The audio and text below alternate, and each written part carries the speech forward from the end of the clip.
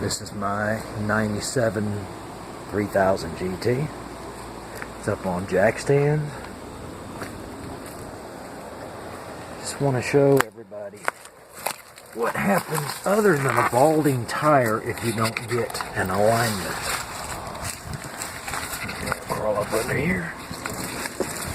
You're riding on the edge of your tire. Once it gets straightened out, if you can hear that,